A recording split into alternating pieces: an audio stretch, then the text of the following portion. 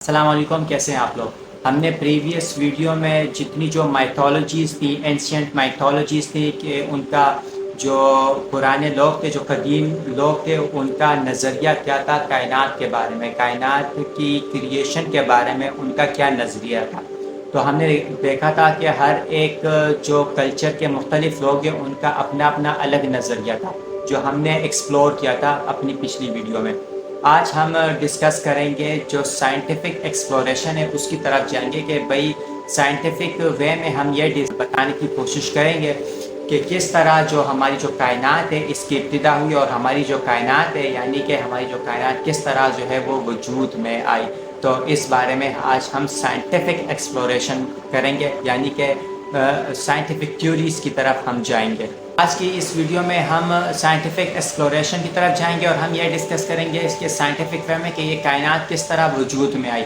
تو ہم scientific discoveries کی طرف جائیں گے۔ اس کے علاوہ بگ بینگ کو ہم سمجھیں گے کہ بگ بینگ تھیوری جو ہے وہ کیا کہتی ہے، اور جو یہ سمجھا جاتا ہے کہ بگ بینگ جو ہے وہ کیا تھا، وہ ایک عظیم دھماکہ تھا، اور عظیم دھماکے کی وجہ سے ایک دھماکہ ہوا اور ہماری جو یونیورس ہے وہ وجود میں۔ کیا اس بات میں کوئی صداقت ہے یا نہیں، یہ ڈسکس کریں گے، یہ ایکسپلور کریں گے۔ اس کے علاوہ جو الٹرنیٹیو تھیوریز ہیں، ہم اس چیز کو جو ہے وہ ایکسپلور کرنے کی کوشش کریں گے، اور یہ جاننے کی کوشش کریں گے کہ بگ بینگ سے پہلے کون سی تھیوری جو ہے وہ رائج تھی۔ تو بنے رہیے ہمارے ساتھ۔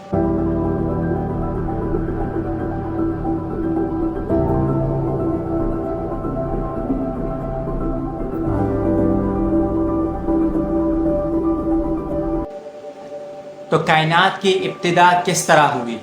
1920 کا سال ہے اور کیلیفورنیا کا مقام ہے، اور یہاں پر ایک سائنٹسٹ ہے جس کا نام ہے ایڈون ہبل۔ یقیناً آپ نے نام سنا ہوگا۔ ایڈون ہبل اپنے پاورفل ٹیلیسکوپ سے جو دور کی جو گیلیکسیز ہیں اس کا مشاہدہ کر رہے تھے۔ ایڈون ہبل جو آبزرو کر رہے تھے، دور کی جو گیلیکسیز ہیں اس کو آبزرو کر رہے تھے، تو اس آبزرویشن کے نتیجے میں ایڈون ہبل نے دو مائنڈ بلوئنگ ڈسکوریز کی۔ پہلی جو ڈسکوری ہے اس نے یہ کی کہ جو ہماری جو ملکی وے گیلیکسی ہے یہ صرف واحد ایک گیلیکسی نہیں ہے، بلکہ اس کے علاوہ بہت ساری گیلیکسیز جو ہیں وہ ایگزسٹ کرتی ہیں، یعنی ہماری جو ملکی وے گیلیکسی ہے یہ بلینز آف گیلیکسی میں صرف ایک گیلیکسی ہے ہماری۔ دوسری جو ڈسکوری ہبل نے کی وہ یہ کی کہ جو گیلیکسیز ہیں یہ ایک دوسرے سے دور ہوتی جا رہی ہے، یعنی کہ اس کا سمپل سا مطلب یہ ہے کہ جو ہماری کائنات ہے، ہماری جو یونیورس ہے وہ کیا ہو رہی ہے، وہ ایکسپینڈ ہو رہی ہے۔ ہبل نے یہ امیزنگ ڈسکوریز کی، لیکن ابھی تک سائنس کی دنیا میں یہ بات ثابت نہیں ہوئی کہ کائنات کی ابتدا کس طرح ہوئی، یعنی کہ جو ہم یونیورس دیکھ رہے ہیں اس کی جو ابتدا ہے وہ کس طرح ہوئی، کیسے ہوئی اس کی ابتدا۔ ایڈون ہبل نے یہ ڈسکوریز 1920 میں کی۔ اس کے کچھ سال بعد ایک بیلجین ایسٹرونومر تھے، ان کا نام تھا جارج لیماٹرے۔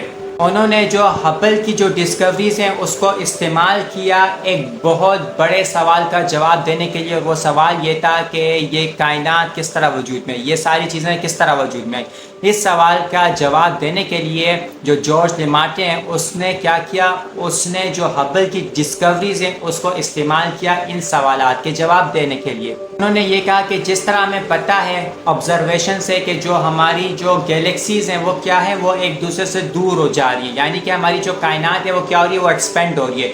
تو اگر ہم اس پروسیس کو ریوائنڈ کریں، یعنی کہ الٹا چلائیں، تو لہٰذا کیا ہوں گی، گیلیکسیز سکڑنا سٹارٹ ہو جائیں گی، صحیح، ایک دوسرے کے قریب آئیں گے۔ اگر ہم اس پروسیس کے اور ریوائنڈ کریں تو لہٰذا ہم ایک ایسے مقام تک پہنچیں گے کہ جو کائنات ہے یا جو کائنات ہے اس میں جو جتنی جو گیلیکسیز ہیں، جو سارا کچھ ہے، وہ کیا ہوگا، وہ سب کچھ سکڑ کر کے ایک پن پوائنٹ، یعنی کہ ایک بال کے اندر، یعنی کہ ایک پوائنٹ کے اندر کیا ہو جائے گی، وہ سکڑ جائے گی، جس کو ہم نام دے سکتے ہیں کاسمک ایٹم۔ ہماری جو یونیورس ہے وہ کیا ہوئی، وہ وجود میں آئی ہے ایک سنگل ان امیجنیبل ایک ڈینس پوائنٹ تھا، جس کو ہم نام دے سکتے ہیں سنگولیرٹی، یعنی کہ سنگولیرٹی تھی، صحیح ہے۔ اور اس سے ہماری اس سنگولیرٹی سے جو ہے ہماری جو کائنات ہے وہ وجود میں آئی ہے، یعنی کہ 13 بلین سال پہلے ہماری جو کائنات ہے وہ ایک سنگولیرٹی سے وجود میں آئی ہے۔ 1931 میں لیماٹرے نے یہ سجیسٹ کیا کہ ہماری جو یونیورس ہے وہ پہلے کیا تھی، وہ پہلے ایکسٹریملی ڈینس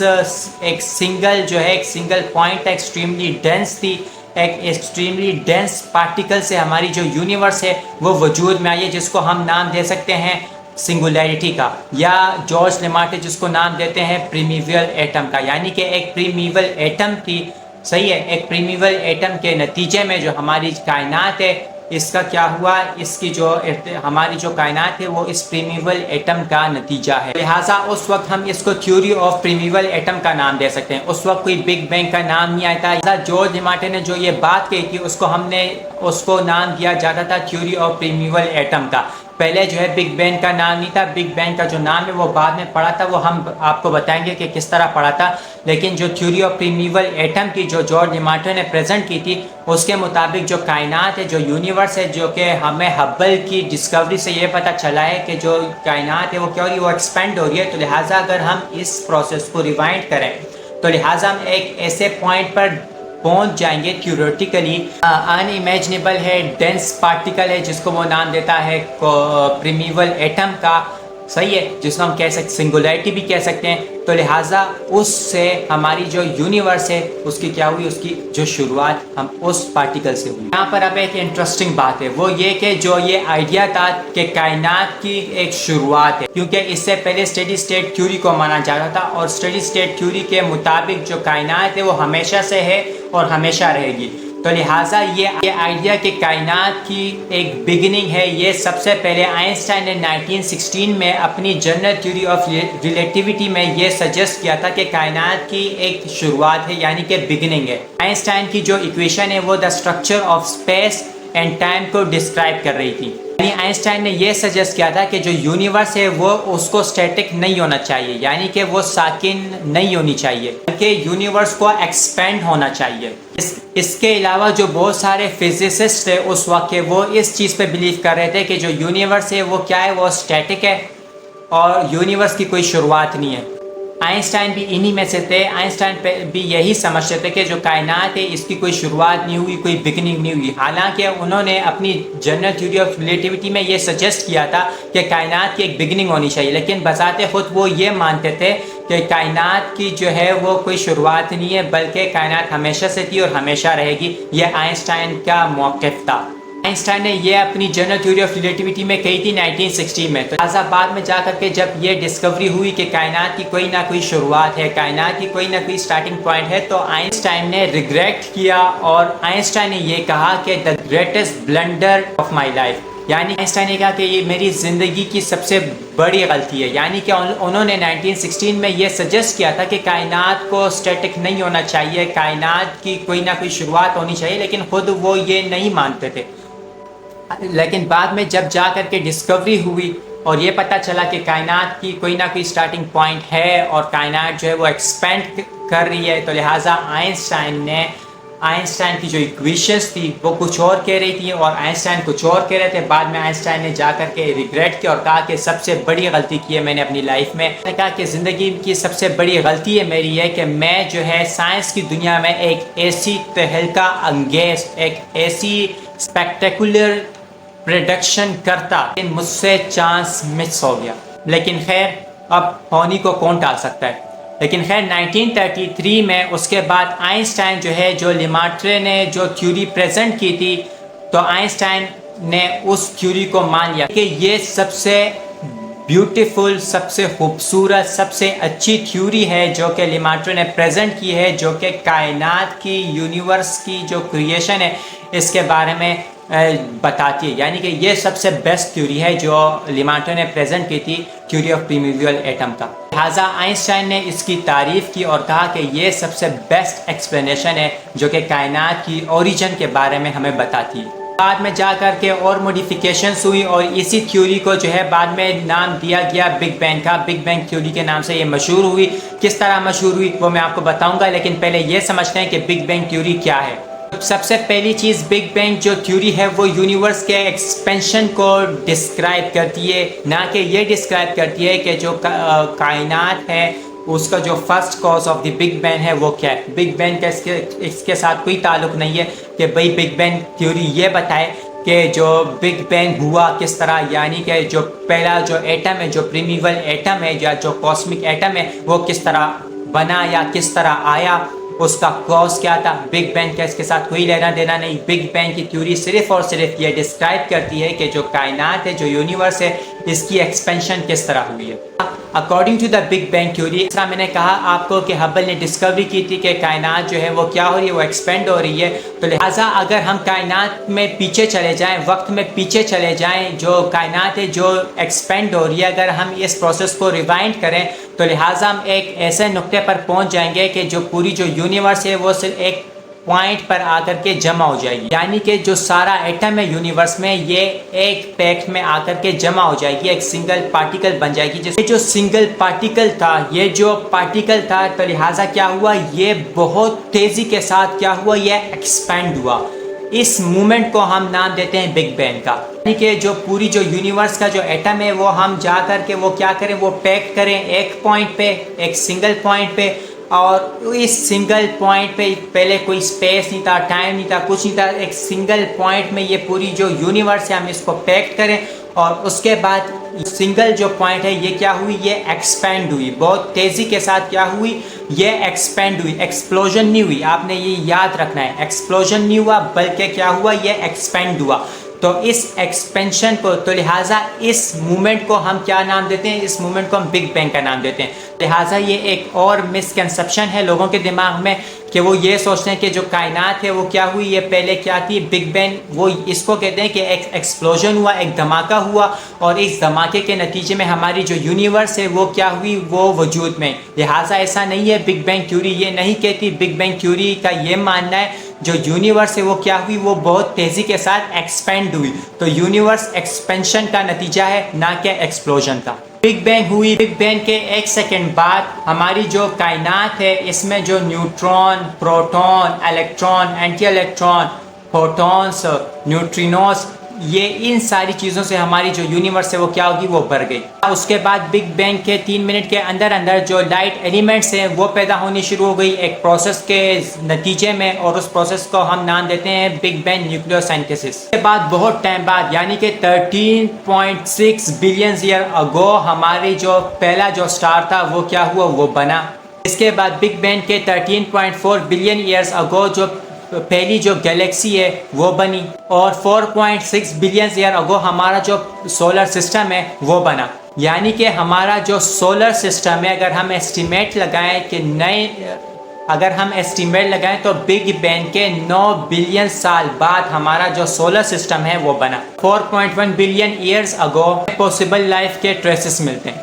اچھا، آپ نے بگ بینگ تھیوری کے بارے میں سب کچھ جان لیا. اب اس کے بعد آتے ہیں کہ بگ بینگ تھیوری کا نام جو ہے بگ بینگ یہ کب پڑا، کیسے پڑا. 28 مارچ 1949 کو ریڈیو انٹرویو میں، بی بی سی کے ایک براڈ کاسٹ میں، ایک ریڈیو انٹرویو میں ایک برٹش ایسٹرونومر تھے جن کا نام تھا فریڈ ہوئل. تو انہوں نے سب سے پہلے بگ بینگ کا نام یوز کیا، اور وہ بھی انہوں نے مذاق کے طور پہ، تنزیہ طور پہ یہ نام استعمال کیا تھا. اور جو فریڈ ہوئل تھے وہ بگ بینگ تھیوری کو نہیں مانتے تھے، وہ تھیوری آف پریمیول ایٹم کو نہیں مانتے تھے.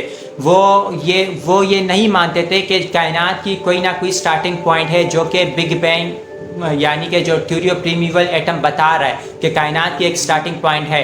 فریڈ ہوئل یہ نہیں مانتے تھے. اس وجہ سے فریڈ ہوئل نے اس تھیوری کو مزاحیہ طور پہ، طنز کے طور پہ جو ہے ایک نام دیا بگ بینگ کا، ایک ریڈیو انٹرویو کے دوران، کہ بھئی تم کہتے ہو کہ ایک کاسمک انفلیشن ہے، کاسمک انفلیشن ہے، اور بس ایک دھماکہ ہو گیا اور کائنات آ گئی، اور اس طرح بس پوری جو یونیورس ہے وہ وجود میں آ گئی. تو فریڈ ہوئل جو ہے انہوں نے طنز کے طور پہ یہ نام اختیار کیا تھا بگ بینگ. بعد میں جا کر کے عام لوگوں نے بگ بینگ کا نام استعمال کرنا شروع کر دیا. تب اس تھیوری کا نام تھیوری آف پریمیول ایٹم تھا. بعد میں جا کر کے کیا پڑا، بگ بینگ. اس کے علاوہ ایک اور ویو ہے، کراگ نے جو ہے 2013 کے اپنے ایک آرٹیکل میں یہ لکھا ہے. کراگ نے 2013 کے اپنے ایک آرٹیکل میں یہ آرگیو کیا ہے، اور انہوں نے یہ بات کہی ہے کہ جو ہوئل تھے ان لوگوں نے جو ہے مذاق کے طور پہ، طنز کے طور پہ بگ بینگ کا نام استعمال نہیں کیا، بلکہ انہوں نے یہ سوچا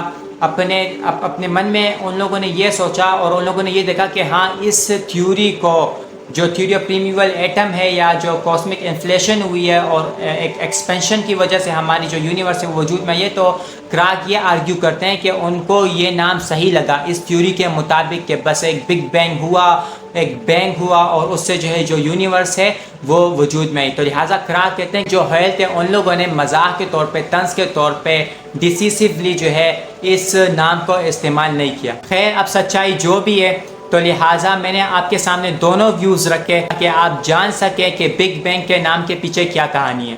اچھا اب آپ نے بگ بینگ کو سمجھ لیا, اس کے علاوہ آپ نے یہ سمجھ لیا کہ بگ بینگ کا نام کس طرح پڑا. اب اس کے بعد جو سب سے امپورٹنٹ چیزیں ہم اس کی طرف جائیں گے یہ کہ جو مسکنسیپشنز ہیں ہمارے مائنڈ میں بگ بینگ سے ریلیٹڈ ہم اس کو ایڈریس کرنے کی کوشش کریں گے.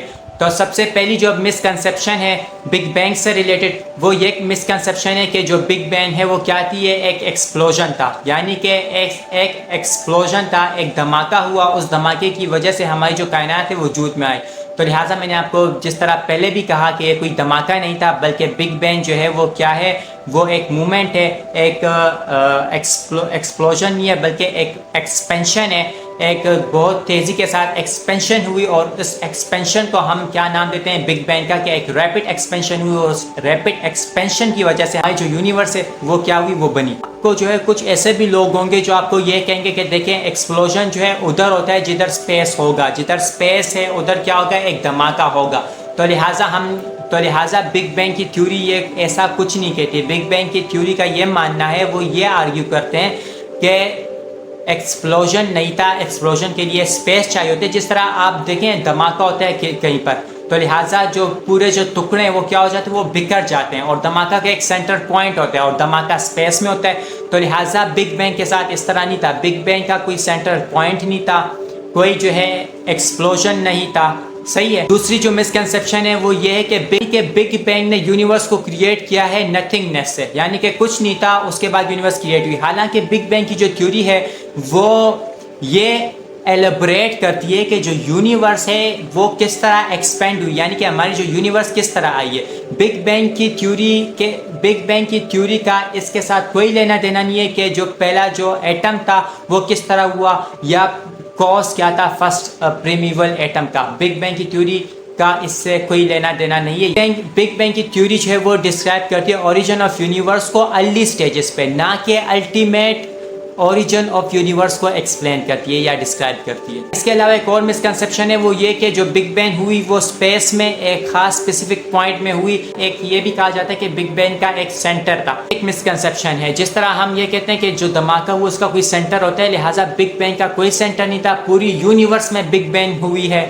یونیورس جو ایکسپینڈ ہو رہی ہے وہ سارے ڈائریکشن میں ایکولی کیا ہو رہی ہے, وہ ایکسپینڈ ہو رہی ہے اور کوئی سینٹر پوائنٹ نہیں ہے اس کا, یعنی کہ سینٹر آف ایکسپینشن نہیں ہے کہ ہم یہ کہہ سکتے ہیں کہ بھئی یہ سینٹر ہے یونیورس کی, یہاں سے ایکسپینشن سٹارٹ ہوئی ہے. کوئی سینٹر نہیں ہے بگ بینگ کا, کوئی جو ہے وہ یونیورس جو ہے وہ ہر ایک ڈائریکشن میں کیا ہو رہی ہے, وہ ایکولی کیا ہو رہی ہے, وہ ایکسپینڈ ہو رہی ہے. اور مسکنسیپشن یہ کہ بس بگ بینگ ہوئی, اس کے بعد جو ہے جیسے ہی بگ بینگ ہوئی یونیورس آئی, اس کے بعد جو ہے جاندار بھی وجود میں آ گئے, انسان بھی وجود میں آ گیا, ہماری جو دنیا ہے وہ بھی وجود میں آ گئی اور پہلی جو لائف ہے وہ بھی بس جلدی شروع ہو گئی. لہٰذا اکثر لوگ ایسے مانتے ہیں, حالانکہ یہ بھی ایک بہت بڑی مسکنسیپشن ہے. تو بگ بینگ ہے وہ کیا ہے, وہ ایک گریجول پروسیس ہے, اس کو بلینز آف ایئرز لگے کہ پہلے جو ہے ایک سنگولیرٹی سے جو ہے وہ سٹارٹ ہوئی جو کہ ایکسٹریملی ڈینس تھی, ہاٹ پارٹیکل تھا. اس کے بعد جو ہے بلینز آف ایئرس کا سفر طے کرتے کرتے جو ہے کس طرح سٹارز بنے,